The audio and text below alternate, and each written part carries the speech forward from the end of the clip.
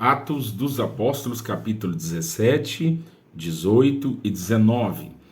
E passando por Anfípolis e Apolônia, chegaram a Tessalônica, onde havia uma sinagoga de judeus. E Paulo, como tinha por costume, foi ter com eles e por 3 sábados disputou com eles sobre as Escrituras, expondo e demonstrando que convinha que Cristo padecesse e ressuscitasse dentre os mortos. E este Jesus que vos anuncio, dizia ele, é o Cristo. E alguns deles creram e ajuntaram-se com Paulo e Silas, e também uma grande multidão de gregos religiosos, e não poucas mulheres principais.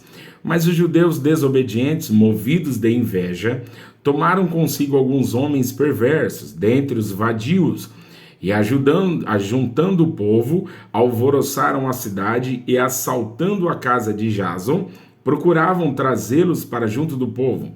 E não os achando, trouxeram Jason e alguns irmãos à presença dos magistrados da cidade, clamando: esses que têm alvoroçado o mundo chegaram também aqui, os quais Jason recolheu. E todos esses procedem contra os decretos de César, dizendo que há outro rei, Jesus. E alvoroçaram a multidão e os principais das cidades que ouviram essas coisas. Tendo, porém, recebido satisfação de Jason e dos demais, o soltaram. E logo os irmãos enviaram de noite Paulo e Silas a Bereia, e eles, chegando lá, foram à sinagoga dos judeus. Ora, estes foram mais nobres do que os que estavam em Tessalônica, porque de bom grado receberam a palavra, examinando cada dia nas Escrituras se estas coisas eram assim, de sorte que creram muitos deles, e também mulheres gregas de classe nobre, e não poucos homens. Mas logo que os judeus de Tessalônica souberam que a palavra de Deus também era anunciada por Paulo em Bereia, foram lá e excitaram as multidões. No mesmo instante, os irmãos mandaram a Paulo que fosse até o mar, mas Silas e Timóteo ficaram ali. E os que acompanhavam Paulo o levaram até Atenas, e recebendo ordem para que Silas e Timóteo fossem ter com ele, o mais depressa possível partiram. E enquanto Paulo os esperava em Atenas, o seu espírito se agitava em si mesmo, vendo a cidade tão entregue à idolatria. De sorte que disputava na sinagoga com os judeus e religiosos, e todos os dias na praça com os que se apresentavam. E alguns dos filósofos epicureus e estoicos contendiam com ele, e uns diziam: que quer dizer esta tagarela? E outros: parece que é pregador de deuses estranhos, porque eles anunciavam Jesus e a ressurreição. E tomando-o, o levaram ao Areópago, dizendo: poderemos nós saber que nova doutrina é essa do que falas? Por coisas estranhas nos traz aos ouvidos, queremos, pois, saber o que vem a ser isso. Pois todos os atenienses e estrangeiros residentes de nenhuma outra coisa se ocupavam, senão de dizer e ouvir alguma novidade. E estando Paulo no meio do Areópago, disse: homens atenienses, em tudo vos vejo como sendo um tanto supersticiosos. Porque passando eu vendo o vosso santuário, achei também um altar em que estava escrito ao Deus desconhecido. Esse, pois, que vós honrais, não conhecendo, é o que eu vos anuncio. O Deus que fez o mundo e tudo que nele há, sendo o Senhor do céu e da terra, não habita em templos feitos por mãos de homens, nem tampouco é servido por mãos de homens, como que necessitando de alguma coisa, pois ele mesmo é quem dá a todos a vida e a respiração e todas as coisas. E de um só sangue fez toda a geração dos homens, para habitar sobre toda a face da terra, determinando os tempos já dantes ordenados e os limites da sua habitação, para que buscassem ao Senhor, se porventura tateando o pudessem achar, ainda que não está longe de cada um de nós, porque nele vivemos e nos movemos e existimos, como também alguns dos vossos poetas disseram, pois somos também sua geração. Sendo nós, pois, geração de Deus, não havemos de cuidar que a divindade seja semelhante ao ouro, ou à prata, ou à pedra, esculpida por artifício e imaginação dos homens. Mas Deus, não tendo em conta os tempos da ignorância, ordena agora a todos os homens e em todo lugar que se arrependam, porquanto tem determinado um dia em que com justiça há de julgar o mundo, por meio do homem que destinou, e disso deu certeza a todos, ressuscitando-os dentre os mortos. E como ouviram falar da ressurreição dos mortos, uns escarneciam e outros diziam: acerca disso te ouviremos outra vez.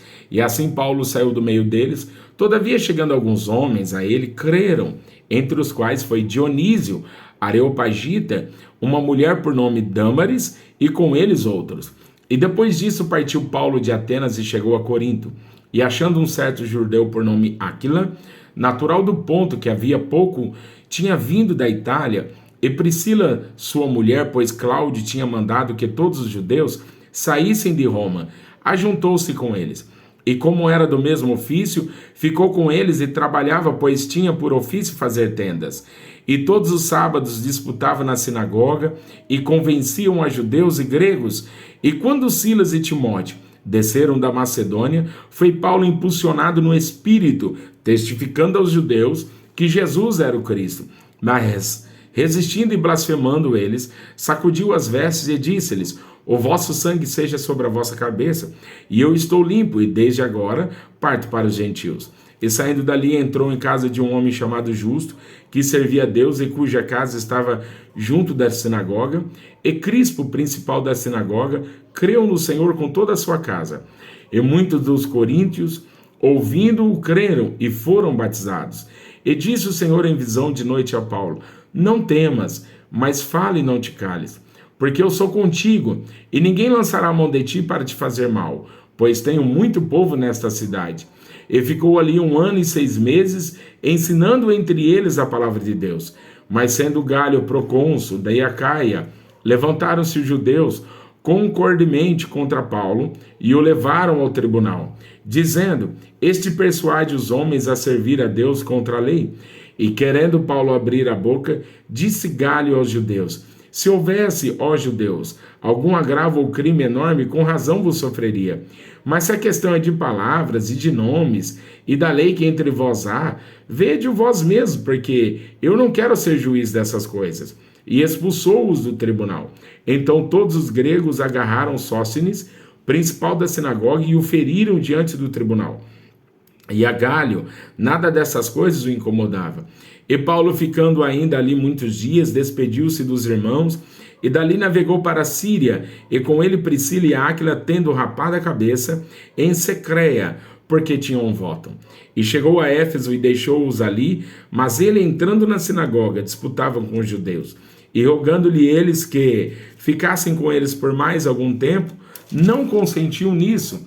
Antes se despediu deles, dizendo: é-me de todo preciso celebrar a festividade que vem em Jerusalém. Mas querendo Deus outra vez voltarei a vós, e partiu de Éfeso.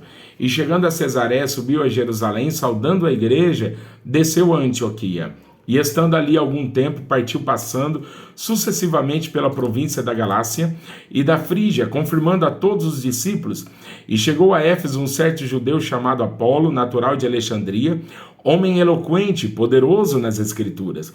Este era instruído no caminho do Senhor e fervoroso de espírito, falava e ensinava diligentemente as coisas do Senhor, conhecendo somente o batismo de João. Ele começou a falar ousadamente na sinagoga, e quando o ouviram, Priscila e Áquila o levaram consigo e lhe declararam mais precisamente o caminho de Deus. Querendo ele passar a Acaia, o animaram os irmãos, e escreveram aos discípulos que o recebesse, o qual, tendo chegado, aproveitou muito aos que pela graça criam, porque com grande veemência convencia publicamente os judeus, mostrando pelas Escrituras que Jesus era o Cristo. E sucedeu que, enquanto Apolo estava em Corinto, Paulo, tendo passado por todas as regiões superiores, chegou a Éfeso, e achando ali alguns discípulos, disse: recebeste vós já o Espírito Santo quando crestes? E eles disseram-lhe: nós nem ainda ouvimos que haja Espírito Santo. Perguntou-lhes então: em que sois batizados então? E eles lhe disseram: no batismo de João. Mas Paulo disse: certamente João batizou com batismo de arrependimento, dizendo ao povo que cresce no que após ele havia de vir, isto é, em Jesus Cristo. E os que ouviram foram batizados em nome do Senhor Jesus.